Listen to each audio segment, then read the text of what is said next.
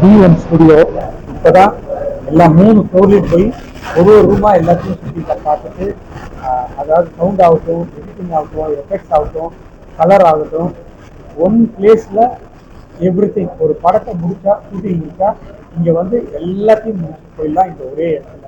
அந்த மாதிரி அதுவும் ஹை கிளாஸாக பாம்பேயில் எந்த மாதிரி ஒரு செட்டப் இருக்கோ அந்த மாதிரி இங்கே இருக்குது. எனக்கு நானே பார்த்து பிரமிச்சு போயிட்டேன்.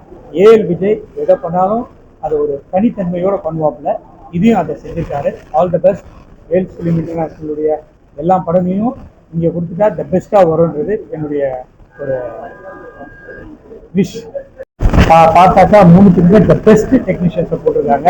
அந்த டெக்னீஷியன்ஸ் கிட்ட கொடுத்தாலே படம் அவுட்புட் வேற மாதிரி வந்துடும். சூப்பர். தேங்க்யூ.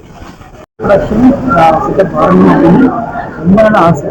அது வந்து யாராவது ரொம்ப நிறைய இப்போ சந்தர்ப்பம் கிடைச்சது ஆரம்பிச்சிருக்கு. ராஜசேகர் சார், ஒரு சீனியர் கல்விஸ் 20 இயர்ஸாக பண்ணுங்க, ராதாகிருஷ்ணன் சார், முத்துகிருஷ்ணன் சார் அப்படிங்க அவங்க எல்லாம் சேர்ந்து பண்ணலாம் அப்படின்னு சொல்லும்போது ரொம்ப சந்தோஷமாக எல்லோரும் பண்ணாங்க. நினைக்கிறேன் அது ரிசல்ட்டாக அவங்களோட மோட்டிவ் என்னன்னா ஒரு குவாலிட்டியான வீடியோ இருக்கணும். சினிமா வந்து நிறையா எங்களுக்கு பண்ணிட்டுருக்கு. நாங்கள் சினிமா கதை பண்ணணும். அதோட ரிசல்ட்டாக அந்த கூப்பிட்டு எங்களுக்கு ஒரு டெக்னீஷியன்ஸ்க்கு, ஒரு டைரக்டருக்கு, ஒரு கேமராமேனுக்கு என்ன வேணும் எங்களுக்கு தெரியும். அதை சர்வ் பண்ணணும். அதை நம்ம வந்து ஃபோக்கஸ் பண்ணணும்னா நம்ம ஒரு இடத்துக்கு போகும்போது அதை நம்ம எதிர்பார்க்கணும். ஸோ அந்த எதிர்பார்ப்பை நம்ம கொடுக்கணும் அப்படின்றது தான் எங்கள் டீச்சர்களுடைய முதல் நோக்கம். அது நாங்கள் பெஸ்ட்டாக கொடுத்துருக்கோம் நம்புகிறோம். இது ஒரு பிகினிங் தான். அதுக்கப்புறம் எங்களோட மோட்டிவ் என்னென்னா குவாலிட்டி அவுட்புட் இருக்கணும் மட்டும்தான். அதுக்கான எல்லா ஹார்ட் ஒர்க்கும் நாங்கள் பண்ணுவோம். Just beginning. அந்த ஸ்டாண்டர்ட்க்கு அந்த மிஷின்ஸ் வச்சுருக்கோம், டெக்னீஷியன்ஸ் இருக்காங்க. ஸோ ரிசல்ட் அந்த மாதிரி வரணும்னு நான் நம்புகிறேன். தேங்க்யூ. டீம் இருக்காங்க, அவங்க தான் பார்த்துக்கிறாங்க. எடுத்த DA and production sound I think I'll give to Ashish. Hi everyone. It's a complete high-tech shoot இருக்க போகுது சென்னையில். லைக் லேட்டஸ்ட் அட்வான்ஸ் மிஷின்ஸ் தான் இருக்கும் டிஏ கிரேடிங்க்கு. அண்ட் another thing என்னென்னா கேமராவில் ஷூட் ஆனதுலேருந்து தேட்டருக்கு வர வரைக்கும் we are planning to in one ரூஃபில் வைக்கணும்னு தான் ஆசை. ஸோ அதாவது இப்போ வந்து நிறைய இடத்துக்கு போக வேண்டியது இருக்கு. அதனால ஃபர்ஸ்ட் பிளானே அதுதான், ஒன் ரூஃப், எல்லாமே ஒன் ரூஃப் அப்படிங்கிறது தான் மெயின் ஐடியா. இப்போ வந்து ஆக்சுவலி இப்போ நாங்கள் கிட்ட வந்து latest advance base light 6 version ஒன்று இருக்குது அண்ட் ரிசால்வர் இருக்குது. ரெண்டு சூட்டுமே high and equipment with proper ப்ரொஜெக்ஷனோட வச்சுருக்கிறோம். அண்ட் அனதர் மெயின் திங் என்னென்னா we have a preview. So that like படம் முடித்த உடனே இங்கே சவுண்ட்ஸ் எல்லாமே இருக்குது. ஸோ நம்ம வெளியில் போய் வேற ஒரு தேட்டரில் தான் அவுட் பார்க்குறாங்க. இப்போ அது தேவைப்படாது. என்னோட மிஷின்லேருந்து அப்படியே பேக் பண்ணி சவுண்டையும் பேக் பண்ணி நம்ம இங்கேயே படம் காமிச்சிடலாம். ஸோ வந்து ப்ரொடியூசர்ஸ், கேமராமேன் எல்லாருக்குமே வந்து ஹை குவாலிட்டி முடிச்சுட்டு போயிடலாம். அவங்க எங்கேயும் தனித்தனியாக போய்கிட்டு இருக்க வேண்டாம். மெயின் கான்செப்ட் அது. அண்ட் வி ஹாவ் ஓடிடிக்குன்னு we have coming up with proper setup.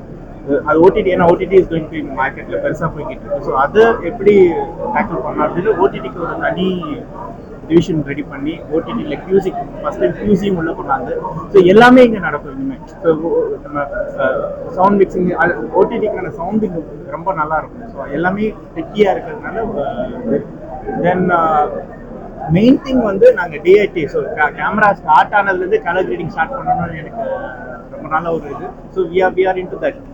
So online grading வந்து இங்கே ரொம்ப பெரிய விஷயமா பண்ணுறதுக்கு பண்ணிக்கிட்டு இருக்கிறோம். ஸோ நீங்கள் ஷூட் பண்ணும்போதே உங்கள் கிரேடிங்கை பார்த்துருங்க. Colours going to travel from the day one ஷூட்லேருந்தே நம்ம என்ன படத்துக்கு என்ன லுக்கு என்ன ஃபிக்ஸ் பண்ணணும் எல்லாமே ஃபஸ்ட் டேலேருந்து அப்படியே எடுத்துகிட்டு வரதுக்கு பிளானிங் இட். ஸோ அந்த ஒர்க் எல்லாமே ரெடியாக இருக்குது. So this is how it's going to work. So ஒரு மோர் டெக்கியாக இருக்கணும்னு தான் ஆசை. So it's going to be techie studio. ஒரு அது எந்த படம், சின்ன படம் பெரிய படம்லாம் இல்லை, எல்லா படத்துக்கும் ஒரு டெக்கியாக ஒரு அவுட் கொடுக்கணுன்றதுக்காக இது ஒரு ட்ரீம் இட்ஸ் ஹேப்பன். அண்ட் ரொம்ப நாள் கனவு happen today. So thank you. Thank you. வந்து எனக்கு ஒரு சொல்ல மாதிரி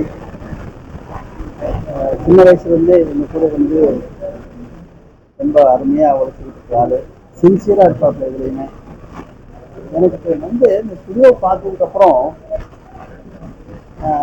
ஒரே ஒரு செட்டு மட்டும் இந்த ஃப்ளோர் போட்டாக்க ஷூட்டிங்கும் பண்ணிட்டு அப்படியே எல்லாத்தையும் முடிச்சுட்டு ஷூ போட்டு வெளியில் போயிடலாம் போட்டுருக்கு. அந்த அளவுக்கு எல்லா விதமான டெக்னிக்கும் இதுக்குள்ளே இருக்குது. வேறு எங்கேயுமே போக வேண்டியதில்லை. ஷூட்டிங் பண்ணிட்டு வந்துட்டோம்னா மற்ற எல்லா வேலைகளும் பண்ணிக்கிட்டு இங்கேருந்து வெளியில் போயிடலாம். அந்த அளவுக்கு ஏன்னா ஒரு டெக்னீஷியனுங்கிறதுனால எல்லா விஷயத்தையும் ஆராய்ஞ்சு அறகுறை இல்லாமல் எல்லாத்தையும் பக்காவாக பண்ணி வச்சுருக்காரு. இது ஒரு பெரிய வரவேற்கத்தக்க ஒரு விஷயம். இது போக போக இதனுடைய அருமை என்னங்கிறது போக போகத்தான் இதனுடைய அருமை என்னங்கிறது எல்லாருக்கும் புரிய வரும். அது புரிகிற நேரம் சீக்கிரத்தில் வந்துடும். நிச்சயமாக இது மாதிரி ஒரு இடத்துல எல்லாமே இருக்கிறதுங்கிறது ரொம்ப கஷ்டமான விஷயம். விஜய் பண்ணதுக்காக என்னுடைய வாழ்த்துக்கள். இப்போ மேலும் மேலும் உயரும் நல்ல பேர் எடுத்து நிச்சயமாக நிலைச்சு நிற்கும். என்னுடைய வாழ்க்கை அப்பா இல்லை வீட்டில் சொல்லிட்டாங்க. நான் விஜய் தம்பி மாதிரியோட தம்பி தான் விஜய். நான் வளர்ச்சியை வந்து முதல் படத்துக்கு பார்த்துட்டு இருக்கேன். ஒன்றே ஒன்றா சொல்லணும், ஹார்ட் ஒர்க் அண்ட் டெடிகேஷன் இருந்தால் கண்டிப்பாக ஜெயம் வெற்றி எந்த விதமான மாற்றத்திற்கு விஜய் ஒரு முக்கியமான உதாரணம். அதை பார்க்கும்போது ரொம்ப சந்தோஷமாக இருக்குது. தம்பி வளர்ந்து பார்க்க சந்தோஷமாக இருக்குது. உள்ள வந்து அவங்க டெக்னீஷியன்ஸ் ராதாகிருஷ்ணன், லீடர் ராஜசேகர் அதெல்லாம் எப்போ இருந்தோ ரொம்ப பேர் போனவங்க எல்லாரையும் கொண்டு வந்து நாங்கள் ஒரு நல்ல ஒரு தொழில்நுட்பத்தை மட்டும் கொண்டு வராமல் நல்ல கலைஞர்களையும் கொண்டு வந்து ஒரு பெரிய விஷன் தெரியுது. All the very best. பெரிய ஆரம்பங்களுக்கும் முன்னேற்றங்களுக்கும் இது முதல் முறையை நான் பார்க்குறேன். ஆக்சுவலாக ஒரு ஒன் ஸ்டாப் ஷாப். எப்படி நான் உள்ளே வந்தீங்கன்னா ஒரு ஃபுட்டேஜ் எடுத்து நீங்கள் உள்ளே வந்தீங்கன்னா எல்லா போஸ்ட் ப்ரொடக்ஷனில் எல்லா ஒர்க்கையும் முடிச்சுட்டு இங்கேருந்து ஒரு ஸ்ட்ரீம் பண்ணுறதுக்கான ப்ரொவிஷன் இருக்குது. நிறைய டெக்னிக்கல் டீட்டெயில்ஸ் இருக்குது. மிகப்பெரிய ஸ்டோரேஜ் இருக்குது. மோர் தென் 1000 டிவி வந்து அவங்க வந்து கெப்பாசிட்டியாக வச்சுருக்காங்க. ஸோ பல படங்கள் பண்ணலாம். நெட்ஒர்க் பிரமாதம் இருக்குது. இப்போ ஓடிடிக்கு படங்கள் பண்ணுறதுக்கு அதுக்கு தனி கிரேடிங் இருக்குது. தியேட்டருக்கு ஃபீச்சர் ஃபிலிமுக்கு தனி கிரேடிங் செட்டப் வச்சுருக்காங்க. ஸோ ஒன் ஸ்டாப் ஷாப் உங்களுக்கு வந்து எல்லா வசதிகளும் இருந்தாலும் தயவு செஞ்சு ஃபியூச்சரில் வந்து யாரெல்லாம் படம் பண்ணுறதோ அதை வந்து யூஸ் பண்ணுறாங்க. இது ஒரு அருமையான விஷயம். அனைவருக்கும் வணக்கம். டி ஸ்டுடியோ போஸ்ட் ப்ரொடக்ஷன் இன்னைக்கு இனாகிரேட் ஆயிருக்கு. ரொம்ப பெருமையாக இருக்குது. டைரக்டர் விஜயனுடைய இந்த போஸ்ட் ப்ரொடக்ஷன் ஸ்டுடியோ அனைவருக்கும் வணக்கம். டி ஸ்டுடியோ போஸ்ட் ப்ரொடக்ஷன் இன்னைக்கு டைரக்டர் விஜய் அவருடைய உருவாக்கத்தில் இன்னைக்கு தொடங்கி இருக்கு. தமிழ் சினிமாவை பெருமைப்படக்கூடிய ஒரு போஸ்ட் ப்ரொடக்ஷன் ஸ்டுடியோ. சார் நதி சார் சொன்ன மாதிரி ஒரு எல்லாமே கலந்து அப்படின்னு சொல்றது வந்து இன்டெகிரேட்டட் போஸ்ட் ப்ரொடக்ஷன் ஸ்டுடியோ சொல்லுவாங்க. ஒரு படம் ஷூட்டிங் முடிஞ்ச பிறகு வந்ததுன்னா என்னென்ன விஷயம் உங்களுக்கு தேவைப்படுது? எடிட்டிங் பண்ணணும், டப்பிங் பண்ணணும், அதுக்கு பிறகு டிஏ பண்ணணும், ப்ளஸ் கலர் கிரேடிங் பண்ணணும், விஎஃப்எக்ஸ் பண்ணணும், அது பிறகு மாஸ்டரிங் பண்ணணும். மாஸ்டரிங் பண்ணி நீங்கள் வந்து ஓடிடிக்கோ இல்லை சேட்டலைட்டுக்கோ மாஸ்டர் பண்ணி கொடுக்கணும், ஸ்டோரேஜ் பண்ணி வைக்கணும், டிசிபி அனுப்பணும். எங்கள் திரையர்கள்லாம் நம்ம அனுப்புறது பார்த்தீங்கன்னா டிசிபியில் அனுப்புவோம் கேடிஎம்மோட. இப்படி எல்லாமே சேர்ந்தது தான் போஸ்ட் ப்ரொடக்ஷன். போஸ்ட் ப்ரொடக்ஷன் அப்படின்றது ஒரு மிகப்பெரிய ஒரு நிறைய கம்பெனிஸில் போய் நம்ம ஒரு படத்தை பண்ணுவோம். இப்போ நம்ம ஜென்ரலாக ஒரு படம் போஸ்ட் ப்ரொடக்ஷன் பண்ணுறோன்னா ஒரு இடத்துல போய் டப்பிங் போயிட்டு இருக்கோம், இந்த இடத்துல வந்து டிஐ போயிட்டு இருக்கோம், இந்த இடத்துல சிஜி போயிட்டு இருக்கோம். ஆனால் ஒரே இடத்துல இங்கே உள்ள வந்தீங்கன்னா டி ஸ்டுடியோ போஸ்ட் ப்ரொடக்ஷன் வந்தீங்கன்னா படத்தை எடுத்து தான் போகிறோம். அதாவது ரா ஃபுட்டேஜ் எடுத்து தான் போகிறோம். அது பிறகு வெளியில் போகும்போது ஒரு திரைப்படமாக வெளியில் கொண்டு போகக்கூடிய எல்லா போஸ்ட் ப்ரொடக்ஷன் ஃபெசிலிட்டிகளையும் விஜய் அவர்கள் வந்து பிரமாதமாக உருவாக்கியிருக்காரு.